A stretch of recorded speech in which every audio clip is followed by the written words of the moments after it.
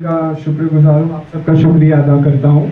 अभी कुछ ही देर में हम केक काटेंगे और बर्थडे सेलिब्रेट करेंगे, पर उससे पहले हम इस संस्था के चेयरमैन श्री गंभीर सिंह राठौड़ जी को मैं यहाँ पे आमंत्रित करता हूँ कि वो इस संस्था को और इसके सभी सभासदों को ये निर्देश दें कि ये संस्था जो सिर्फ एक संस्था नहीं है, पर इसके साथ एक सोच भी शुरू हुई है, इस सोच को हम आगे कैसे लेके जाएंगे। श्री गंभीर सिंह राठौड़ जी।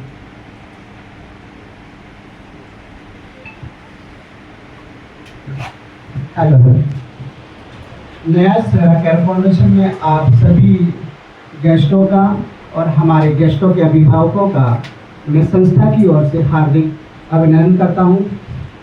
आप सभी गेस्ट हमारे इस तरीके के जो सेलिब्रेशन प्रोग्राम होते हैं, चाहे वो होली हो, दिवाली हो या फिर नवरात्रि सेलिब्रेशन हो, जो सेलिब्रेशन हमारे होते हैं, हम आपको इन्वाइट करें और आप इस तरह से उपस्थित हैं, इसके लिए हम आपके सदा आभार व्यक्त करेंगे। और आज जो आप हमारे अभिभावकों के, हमारे जो गेस्ट हैं उनके अभिभावक यहाँ पधारे हैं, उनका हम आपका नम्र निवेदन से हार्दिक अभिनंदन करते हैं। सेलिब्रेशन, बर्थडे सेलिब्रेशन आपने आपके घर पे हमेशा किए रहेंगे। आप ये सोचते हैं, कई लोग हमसे पूछते हैं कि हैप्पी बर्थडे मनाने से क्या फ़ायदा, अब उनकी अंतिम यात्रा है और अब क्या करोगे आप। इन सेलिब्रेशन जो हैप्पी बर्थडे हम इसलिए मनाते हैं कि हमारे जो अभिभावक है वो मेंटली फ्रेश रहें, मेंटली हैप्पी रहें।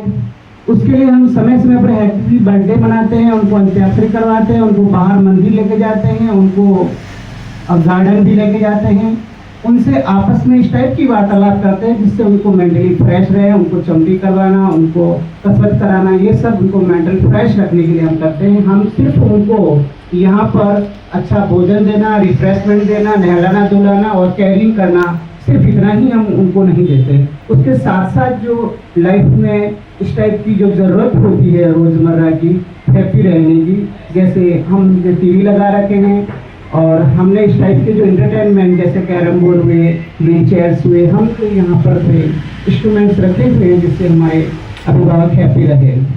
तो ये हैप्पी रखने के लिए हम बर्थडे सेलिब्रेट करते हैं जिससे मेंटली फ्रेश रहें, इनकी हारी हुई बाजी में फिर से इनको जीने की चाहत मिले। ये हमारी संस्था का मेन मोटो रहता है। छोटी स्टोरी में आपको सुनाता हूँ कि सचिन तेंदुलकर सिर्फ 16 साल के थे। उनके सामने पाकिस्तान की टीम से मुकाबला हो रहा था, जो 7 फुट के खिलाड़ी थे और फट्टे और गंदी वाली गाली देने वाले खिलाड़ी उनके सामने खेल रहे थे। सचिन तेंदुलकर के सामने जो बॉलर था वो इतना फास्ट बॉलर था कि 150 की स्पीड से बॉल मारने वाला, वो बॉल सीधे उनके मुंह पे लगी जिससे उसकी नोकी फट गई और उनके ब्लड के तेज फुहारे निकले और वो गिर गए। उस समय हमारे इंडियन क्रिकेट टीम के जो कप्तान थे उनका नाम नवजोत सिद्धू थे। उन्होंने कहा कि अब ये नहीं खेल पाएगा, शायद ये जिंदा भी रह पाएगा या नहीं।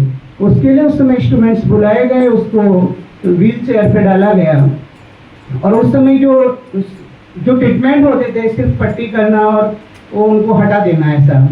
अब एक तो वो छोटी हाइट थे और एक उनकी आवाज़ बहुत धीरे सी। नवजोत सिद्धू के कान में आवाज़ पड़ी कि मैं खेलेगा। नवजोत सिंह सिद्धू ने कहा कि आर यू श्योर? उसने बोला यस मैं खेलेगा।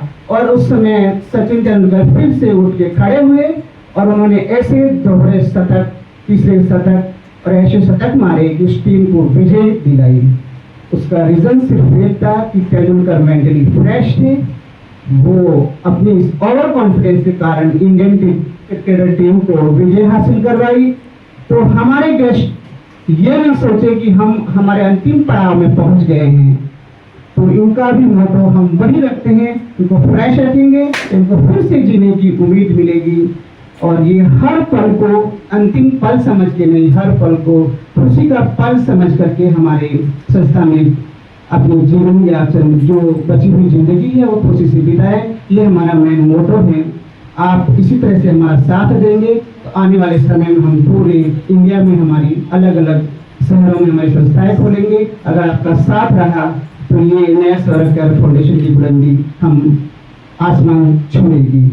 बहुत बहुत अगेन आपको धन्यवाद देता हूँ। हमारी संस्था में आपने आकर के जो आपकी उपस्थिति दी, आपका अमूल्य समय हमारे को दिया, हमारी पूरी संस्था की तरफ से हम नम्र आपका आभार व्यक्त करते हैं। Thanks so much.